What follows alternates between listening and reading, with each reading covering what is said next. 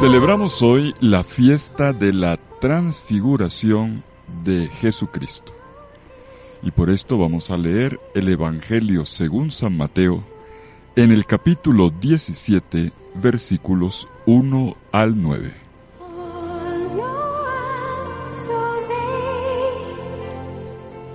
En aquel tiempo, Jesús tomó consigo a Pedro, a Santiago y a Juan, el hermano de éste, y los hizo subir a solas con él a un monte elevado. Allí se transfiguró en su presencia. Su rostro se hizo resplandeciente como el sol, y sus vestiduras se volvieron blancas como la nieve. De pronto aparecieron ante ellos Moisés y Elías, conversando con Jesús. Entonces Pedro le dijo a Jesús: Señor, qué bueno sería quedarnos aquí. Si quieres, haremos aquí 3 tiendas, una para ti, otra para Moisés y otra para Elías. Cuando aún estaba hablando, una nube luminosa los cubrió, y de ella salió una voz que decía: Este es mi Hijo muy amado, en quien tengo puestas mis complacencias. Escúchenlo.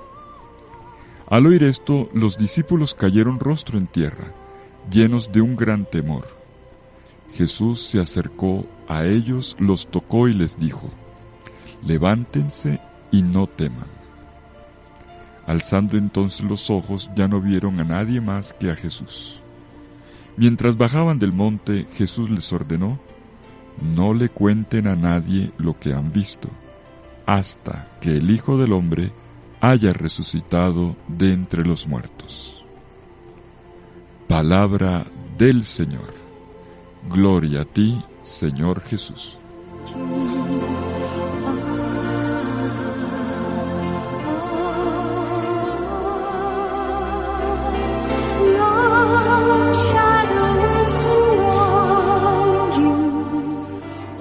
Y llegamos en este momento del año a la fiesta de la transfiguración del Señor. Es una fiesta de la persona de Jesús, un misterio propio de Él, pero un misterio que también se nos ofrece, que se hace nuestro.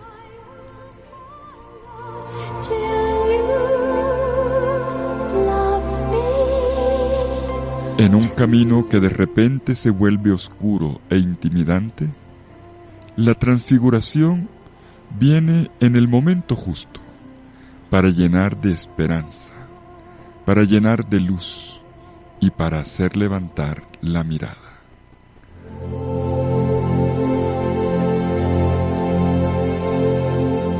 Decía el poeta italiano, el sacerdote David Turoldo, que la transfiguración es una flor de luz en nuestro desierto.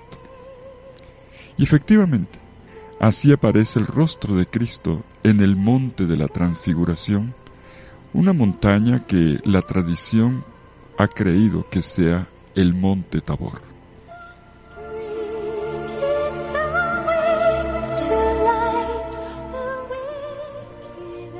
Los discípulos que acompañan a Jesús van a pasar por 3 etapas, 3 momentos, en esta subida y bajada del monte. Pero en el centro, el gran protagonista es la persona de Jesús. Este Jesús que sube con ellos la montaña hacia un punto alto en el que todo converge, se convierte en el punto de referencia. Vamos a ver.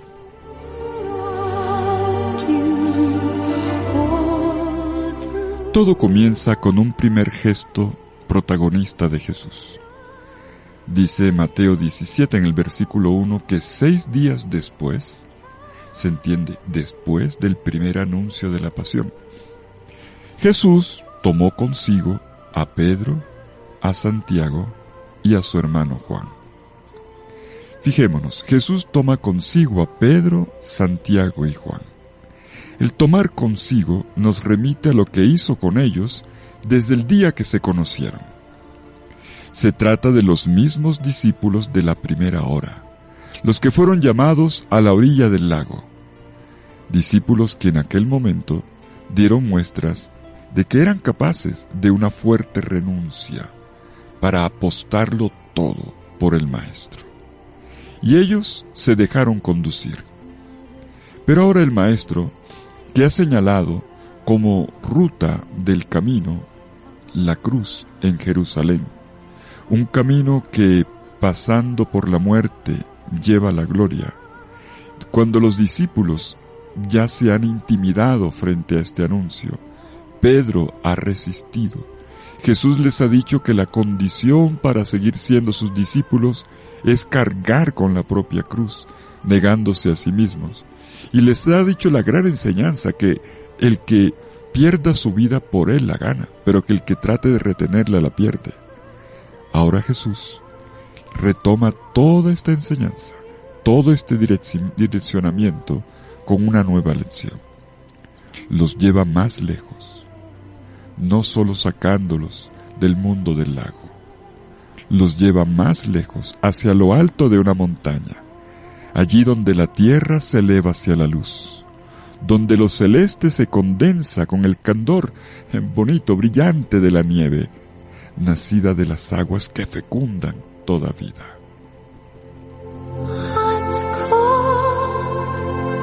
Es un detalle que ha subrayado particularmente el evangelista Mateo, un punto bien alto. Y enseguida viene un segundo gesto del Maestro. Jesús se transforma, se transfiguró delante de ellos. Kai meterfote en prostenauton, dice el texto griego.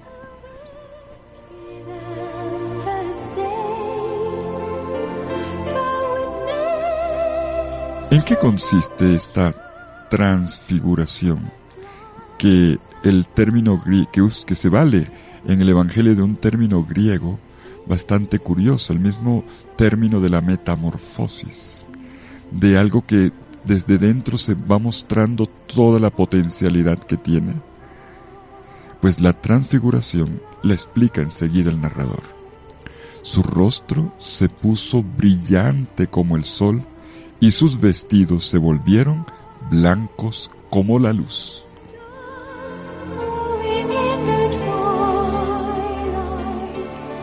Y todo empieza con el rostro.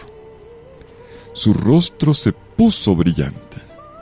Kai elamsen toprosopon autu hos helios. Aquí aparece un rostro completamente diferente. Uno diferente a lo que se ve habitualmente. Tan diferente que se dice tan brillante, tan resplandeciente como la luz del sol. El sol es el que emana energía, y esta comparación es bella, porque es una luz que viene de él, no es una luz que lo ilumina a él es la luz.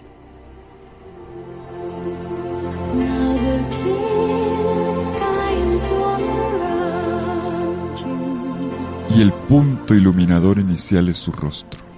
El rostro es como la grafía del corazón, como su escritura mejor. Ese rostro de sol nos asegura que todo ser humano, todo hijo de Adán, ha sido dado no como un corazón de sombra, sino como una semilla de luz, como nuestro rostro secreto. Adán es una luz custodiada en un poco de barro. Una alternancia entre tiniebla y luz, entre sombra y sol, entre tentación y transfiguración. En el camino, de todas maneras, se traza una línea ascendente que avanza irresistiblemente sin echar para atrás. Lo nuestro, lo propio del ser humano, como ocurre aquí en la carne de Cristo, es iluminar, es salir de dentro para afuera. No puede ser de otra manera.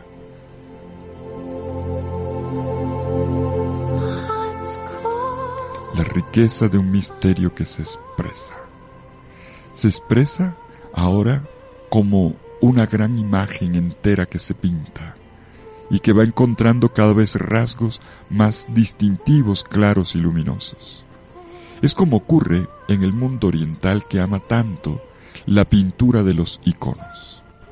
Una tabla de madera, inicialmente oscura, como hacen los monjes en Oriente, y luego la pintan de dorado, la luz. Y ese dorado, poco a poco, va conociendo, con trazos muy precisos, un rostro de Jesús que se hace reconocible en su humanidad, en los colores propios de la humanidad. Lo mismo ocurre aquí, con Jesús, y lo mismo el Señor quiere hacer con nosotros.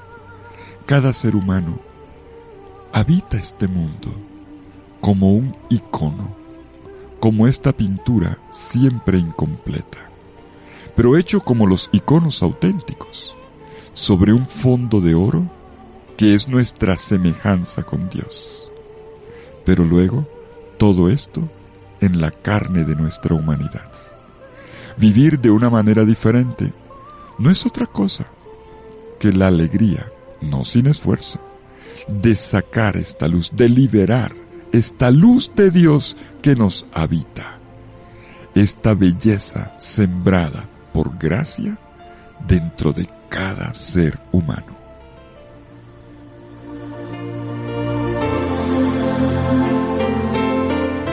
Lo más alto del rostro del ser humano es comprensible solamente a partir del misterio de la transfiguración de Jesucristo. Me atrevería a decir, y hoy utilizo términos técnicos si me permiten, toda antropología es una cristología incompleta, y toda cristología es una antropología que se trasciende a sí misma en plenitud.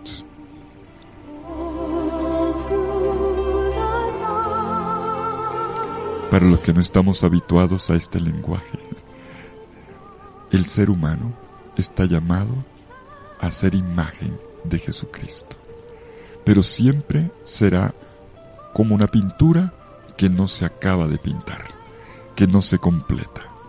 Y lo mismo ocurre con la cristología, es decir, con el conocimiento del misterio de Jesús. No lo podemos entender si no es a partir de su humanidad. Pero no nos quedamos simplemente con un hombre. En él está la gloria de Dios, y en esta carne de la humanidad de Cristo, ella se va reflejando, se nos va entregando, hasta que la captamos en plenitud.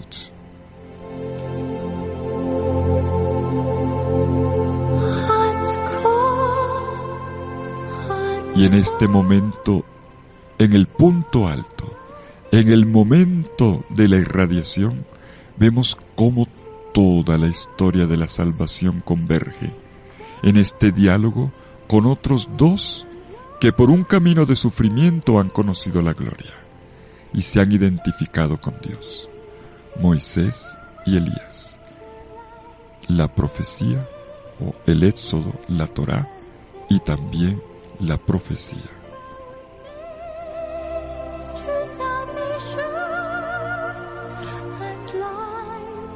Pero ellos no simbolizan solamente dos grandes líneas de la revelación: Torá, ley, Moisés, profecía, Elías. Ellos también tienen valor en cuanto personajes, con cuanto personas que respondieron a una vocación, personas que hicieron un camino y que ayudaron a caminar al pueblo de Dios en tiempos difíciles. Uno, en los tiempos del Éxodo, en el camino de la liberación de la esclavitud a la libertad. El otro, cuando renovaron la alianza en el Monte Carmelo. Ambos tuvieron que pagar el precio con dolor de su propio servicio. Eran siervos, servidores, sufrientes. Pero a través de este sufrimiento también se manifestó en ellos una luz. Y ahora los vemos transfigurados al lado y lado de Jesús.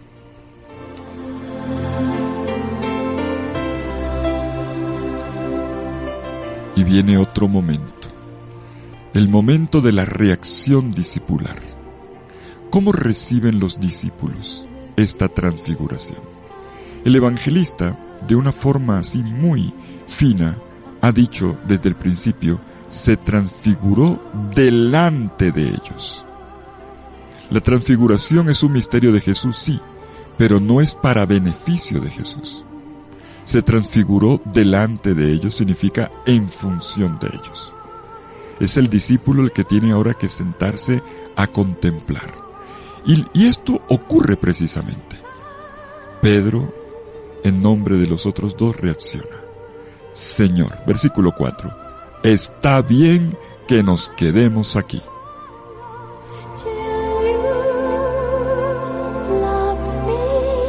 Señor, está bien, o podríamos decir, esto es bueno. Es bueno estar aquí. Pedro, cuando toma la palabra, explota de alegría en el corazón. ¡Qué bello estar aquí! Quedémonos juntos aquí. El entusiasmo de Pedro, la exclamación que da voz a su sorpresa, es ¡qué bello!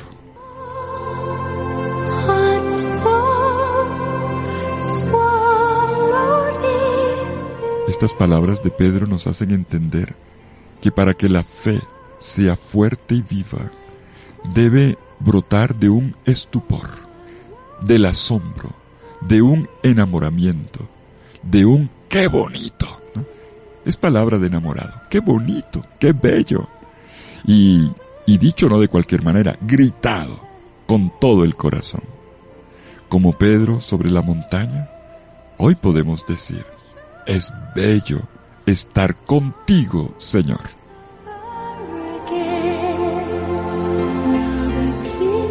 Sí, estar delante del Señor, delante de este rostro donde todo converge, la ley, los profetas, el sol.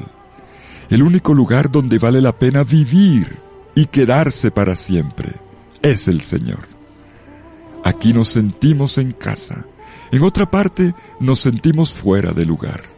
No es tan bello, pero en cambio aquí podemos permanecer y no simplemente caminar. Mejor dicho, aquí está nuestra identidad, el fin de nuestro viaje, como un exiliado que regresa contento a casa.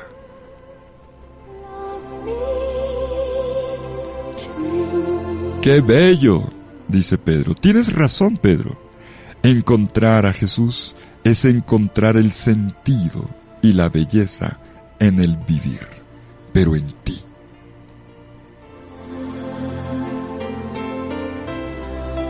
Y viene el tercer y último momento. Estaba todavía hablando, dice el narrador, cuando una nube luminosa, otra vez la luz, pero ya no es la luz que viene del rostro de Jesús, otra luz, una luz que viene de arriba, que viene de lo alto y que los envuelve, todos son cubiertos en una nueva luz, para que todos juntos puedan participar de la transfiguración. Una nube luminosa los cubrió con su sombra. Cubrir con la sombra, en hebreo, es lo que se llama Shekinah, la gloria de Dios que cubre, que desciende, que envuelve y que transfigura. Es la obra de la gloria de Dios, como ocurrió en el Antiguo Testamento. Cuando Moisés caminaba en el desierto con el pueblo de Dios, la presencia de Dios estaba significada en una tienda, en una carpa que los acompañaba. Pero esa carpa estaba vacía. Y cuando llegamos al momento cumbre del Éxodo, Dios decide venir a habitar en esa carpita. Y se convertirá en la tienda del encuentro, en la tienda de las citas divinas. Dice el libro del Éxodo, y la nube de la gloria descendió y llenó la morada. Pues esto ocurre ahora, en este caminar. Y la nube luminosa los cubrió con su sombra. Y esta nube habla. Salió de la nube una voz que decía, este es mi Hijo amado, en quien me complazco. Escúchenle.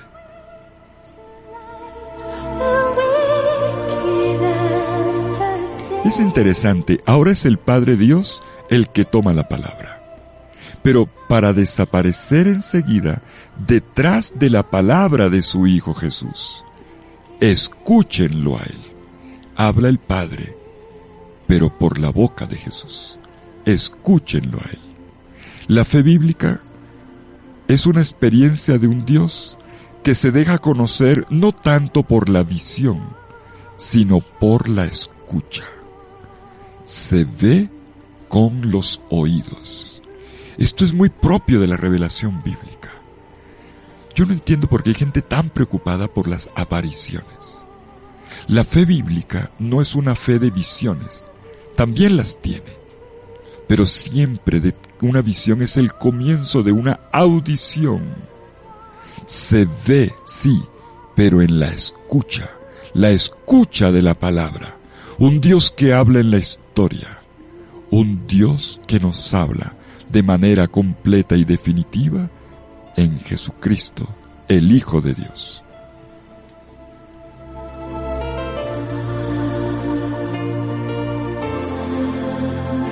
Qué interesante esto en el Evangelio. Subieron al monte para ver, pero fueron remitidos al final al escuchar. Y al bajar de la montaña, en ellos queda impregnada en la memoria, el eco de la última palabra. Escúchenlo.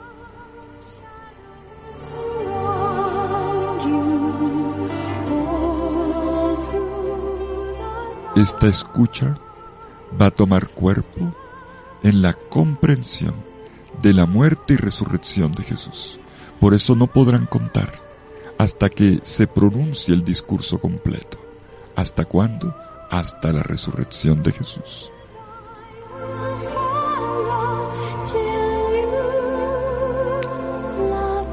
La visión del rostro cede el lugar a la escucha del rostro.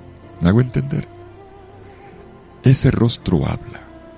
Y en la escucha de Jesús, el oyente, Jesús es el oyente perfecto del Padre. En esta escucha, también nosotros nos transfiguramos, nos hacemos como Él, hijos y rostro del Padre.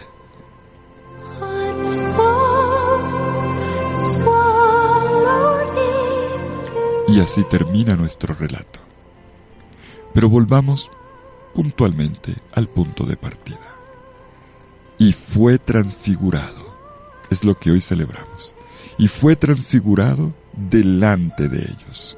Su rostro brilló como el sol y sus vestidos se volvieron cándidos, resplandecientes como la luz, como el sol, como la luz. ¿Cuántas veces en la Biblia, en los Salmos, Dios aparece glorioso como un sol? El sol llama a la vida, a florecer, a madurar, a dar fruto. Enciende la belleza de los colores y de los ojos, como la planta que captura la luz del sol y la transforma en vida. Así también nosotros, pequeñas hierbitas, hijos de hierba, dice la Biblia, delante de Dios. A veces podemos volvernos soberbios, pero lo nuestro es sacar ese verde, esa luz dentro de nosotros. La vida que reverdece viene gracias a una luz que le entró, una fotosíntesis que la hizo salir. Así también es la vida espiritual. El Señor entra en nosotros con su luz y nosotros la traducimos en vida, en calor humano, en gozo, en sabiduría.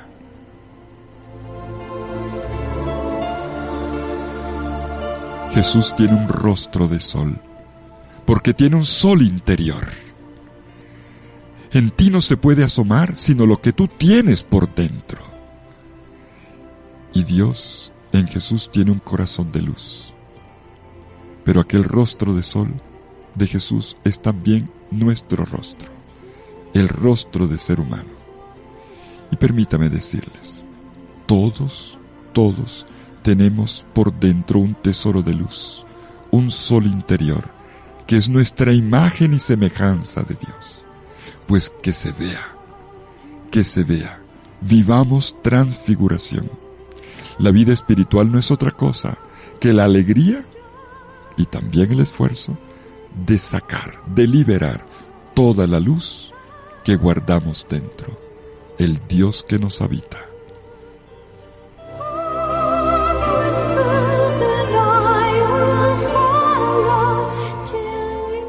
Podemos transfigurar también nosotros a Jesús, esta gloria de Él.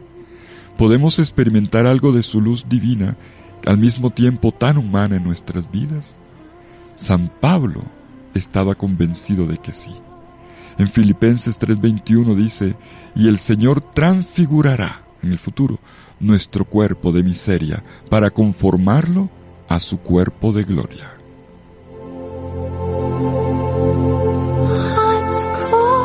Y el camino es la escucha. El Evangelio es y será siempre nuestra brújula. Y así, en el centro de la página hemos visto cómo este ofrecimiento del Padre queda resonando para cada uno de nosotros, como lo hizo para Pedro, Santiago y Juan, como lo había hecho también para Moisés y para Elías.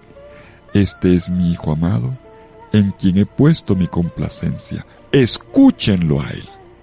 Escúchenlo a Él. Quiere decir, tómenlo o déjenlo.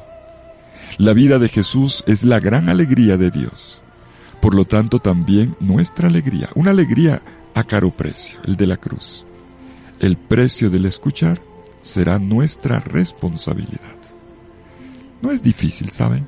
Es difícil, es exigente, pero es posible. Vivir como discípulos y discípulas de Jesús es escucharlo. Escucharlo es recordar siempre sus palabras, en sus voces y en sus silencios, en sus gestos y en sus encuentros. Es también asumir su estilo de vida. Eso es transfigurar. Significa grabar en nuestra propia carne su enseñanza. El que pierda su vida por mí y por el Evangelio, la salvará.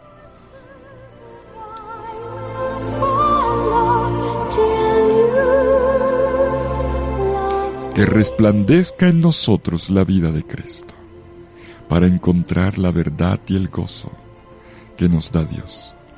Y a partir de cada uno, lo creado entero se transfigurará. Será transparencia de lo divino que está en el fondo de todo ser.